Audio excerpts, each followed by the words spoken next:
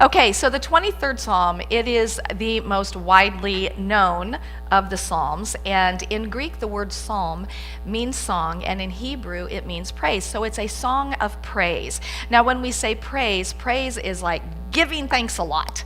You know, it's really just moving from thank you to a real big expression of gratitude. And the Psalms were written by King David. And in his younger life, and Sean dressed as David today to do his song, and I love that.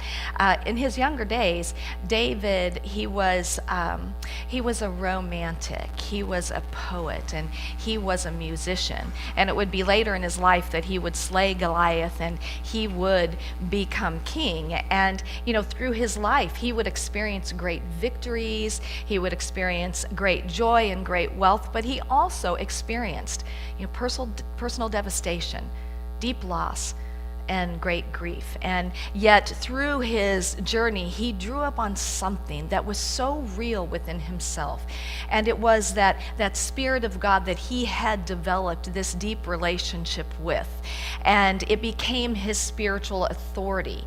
And it was from this place in David that he wrote the first line to the psalm, which is a very powerful line. And that line, if we really just took this as our spiritual truth, my friends, and we lived from this place, we would move, not literally but figuratively, we would move mountains in our life.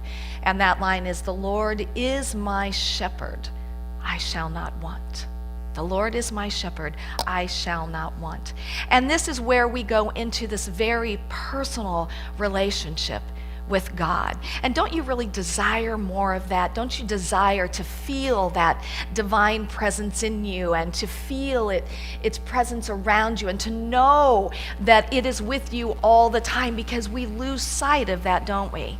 And this psalm really takes us to that place where we experience the divine. Now, shepherds filled the role of tremendous responsibility. They actually still do. Recognize that for the nomadic people, sheep were their greatest investment. That was their greatest property, because the sheep, their wool provided fiber for tents and clothing. The sheep provided meat, milk, butter, cheese, and things like that. So a skilled and trusted shepherd was often revered, and many times they became very famous, actually, because they faced some pretty enormous challenges in always finding the right places for the sheep to graze and making sure that they were always near water. And therefore, a really good shepherd knew the secret wells. A good shepherd knew the best grazing areas. And what was really beautiful was that over time, the flock would come to know and to really trust the shepherd. And they would come to know the voice and to trust the commands of the shepherd. And I think that is just such a beautiful symbol for us, that we come to know that what that still small voice is, what that nudging is, and we learn to trust it. And it is a beautiful symbol for what our relationship can be to that which we call God, and to know that that life is constantly there for us. It's constantly nurturing us, it's constantly supporting us, it's constantly guiding us. And again, that we can trust where that nudging, where that something is moving us, even sometimes when it doesn't seem like it's the best place to go. So much so can we trust that we are provided for, that we too shall be able to say, "I shall not want." Because we know, we will know. And how many of us truly, we do know that? Because most of us, have had enough life experience that we see in our lives over and over again as we look back, you know what, I was provided for, I was provided for, I was provided for. And so to really take just this first line and to really internalize it and live from this, "The Lord is my shepherd, I shall not want." Now, Dr. Teal also metaphysicalizes this for us. So, its omnipresent Spirit is my loving guide, and in divine supply I am secure. And so let's say that together. Omnipresent Spirit is my loving guide. In divine supply I am secure, because he maketh me to lie down in green pastures, and he leadeth me beside the still waters. Again, this is a rich symbolism here, twofold, because this is also going to lead us into the latter part of this particular part of the verse. And this is both our provision and it is our nurturing. Because for the green pastures, the shepherd knows that he has to find the greenest grass in order for the sheep to produce the best milk. And also, after this long day of grazing, he knows that he has to find the safest water, and he also needs to find the cool grass and the fields, because the sheep needs to be able to restore itself. And so what David is saying here is that when we work on our spiritual communion on a daily basis, we talk about this a lot, don't we? We do, on a daily basis. My friends, it's then that we can let go of our efforting and our struggling, and we can be nurtured and nourished. Because when these big things do come up in our lives, we're so filled that we're not taken as far off of the center as we would have been in the past by this daily communion. And by the still waters, instinctively, sheep know that if they get near rushing waters, that because of their wool, they would be pulled down. The heaviness of the wool pulled them down into the water, and that they would actually die. So the skilled shepherd leads them to the safest waters. The skilled shepherd leads them to the still waters, where it's there that they can drink of their refreshment and be nurtured. And so I love the symbolism of this. This is about stopping, and it is about breathing. And it is about taking that time out of the rushing water of our daily life, out of that constant struggle and efforting, and just breathing in and knowing that our shepherd is all around us. And I know in Unity we don't see God as an entity, a being outside of us, but we cannot explain this great mystery.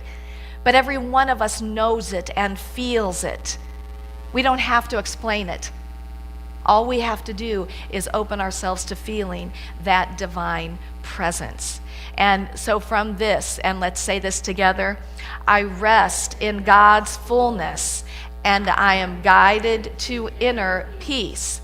And he restoreth my soul, he leadeth me in the paths of righteousness for his name's sake. And it is here, my friends, in this place, when we have finally stopped, when we have gotten out of the monkey mind, that peace is reestablished. To restore means to reestablish, to return.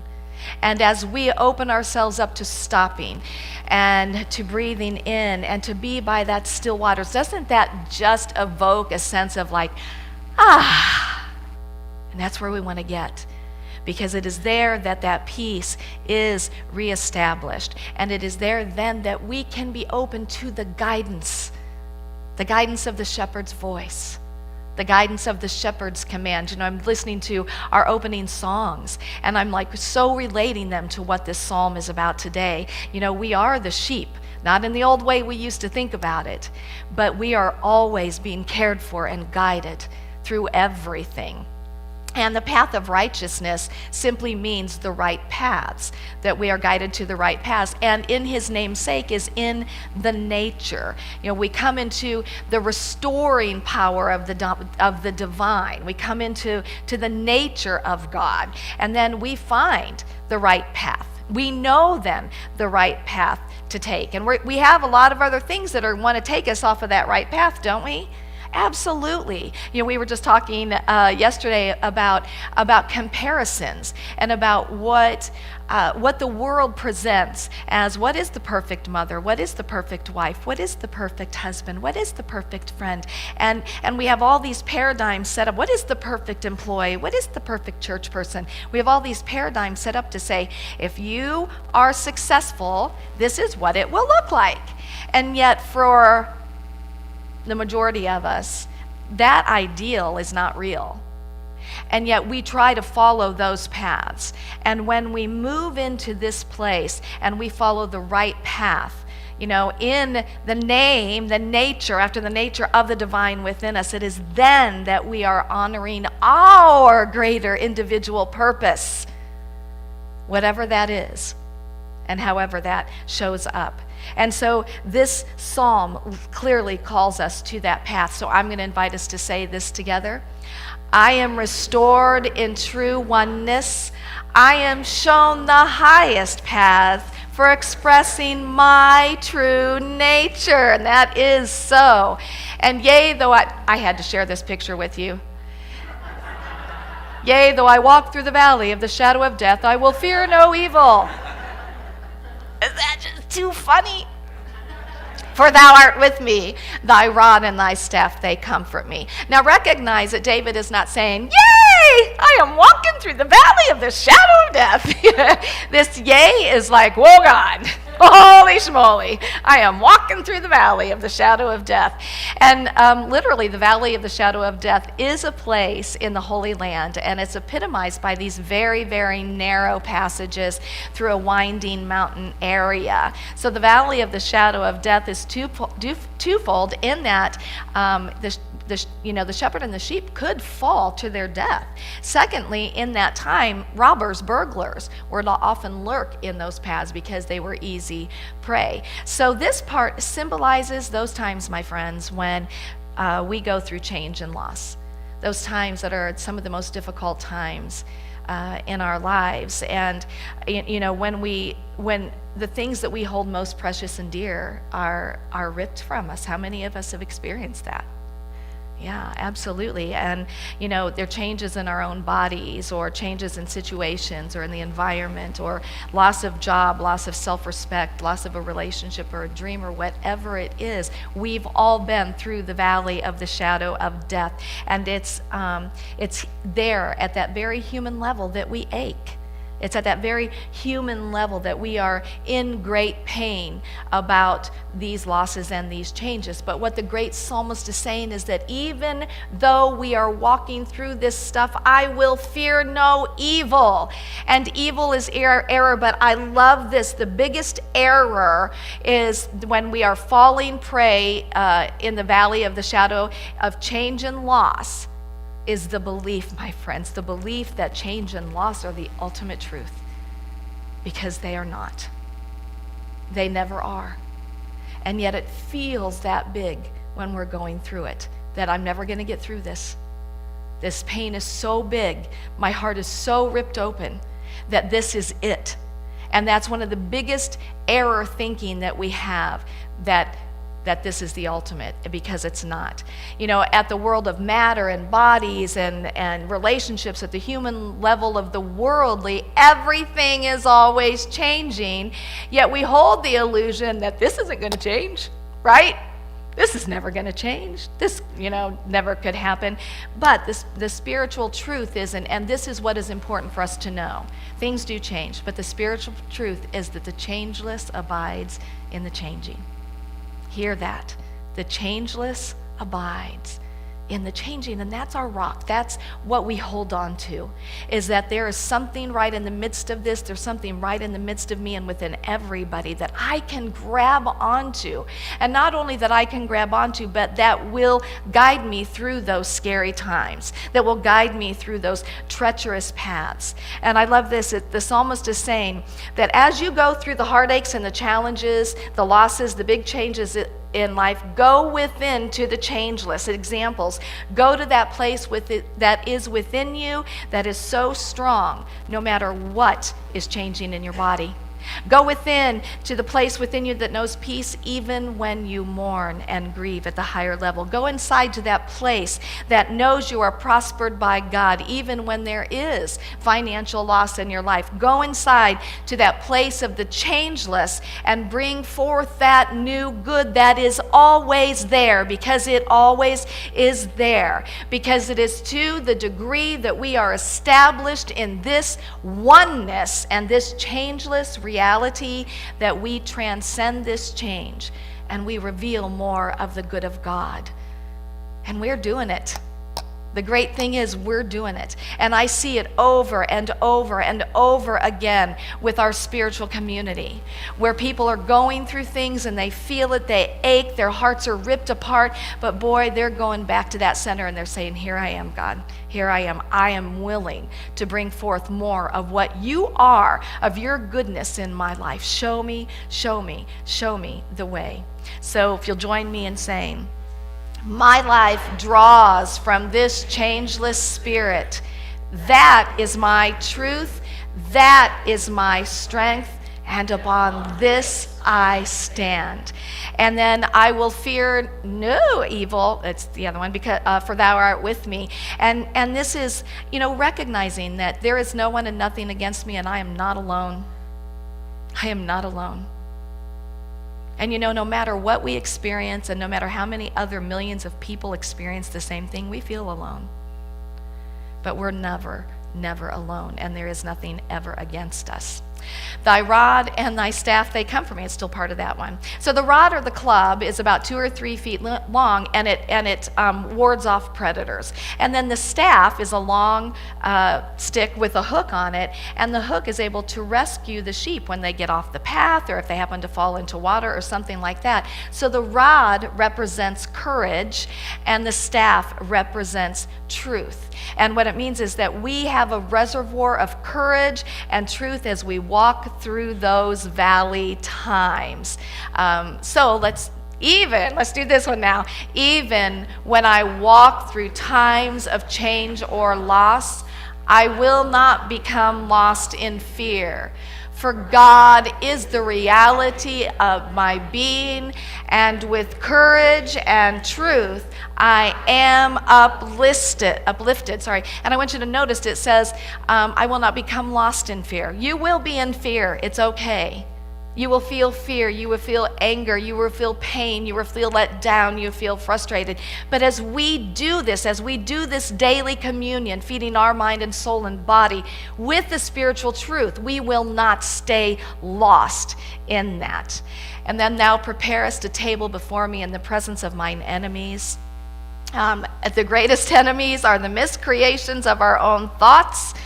It's when we get caught up in fear and separation, caught up in illusions and separation, caught up in thinking that this is the way it has to be, this is the way that it's always going to be. And it's good to know that even when we get caught up in those miscreations of our mind, and we become, and hear this, a very enemy to our own good. Anybody here ever become an enemy to your own good? Still, the banquet of the feast of God is present. And when we change our thinking, when we uplift our consciousness, we release the kind and the quality of consciousness that is tearing us down. We can pull up to this banquet feast of good of God again, and I'm going to read this word for word, and again partake of the meat of the presence of God, the bread of faith and love and peace, and the wine of joy that is available to us. And that is what this spiritual journey is about. And then thou anointest my head with oil. This is so beautiful, because when the sheep would get hurt in any way, they would always have the finest oil, and they would put this oil wherever they were wounded. And the oil represents the thought of love. And in this place where we are feeling so wounded, where we are feeling that our heart is ripped open, and we go to this place, we use this psalm to go to that place, this beautiful ointment of God's love is poured over us. It is a healing balm that we can be open to. And I will tell you that love heals. Love always, always heals. And then thou pour your love over me, and my cup runneth over. Now, in the Eastern way of being today and in the past, when somebody comes over, they would usually have kind of like a spiced tea, and it's custom to pour the tea and let it run over. And that symbolizes the wish for prosperity for the guest. Isn't that a neat custom? we'd be cleaning up a lot, but I think that's cool. And what this represents is that the universe is so on our side, that there is so much good for us if we can just become open to it and center ourselves in this truth. Let go of the type of thought systems that deny our goods, and our cups will absolutely overflow. So join with me. No matter what I face, the feast of support is prepared before me. Spirit anoints me with truth awareness. My blessings overflow and they ooze out too. And then surely goodness and mercy will follow me all the days of my life, and I will dwell in the house of the Lord forever. And you know what I love about this is that we talk a lot about how God goes out before us, how this energy, this divine energy, this mystery that is God, it goes out before us, and it makes the way clear.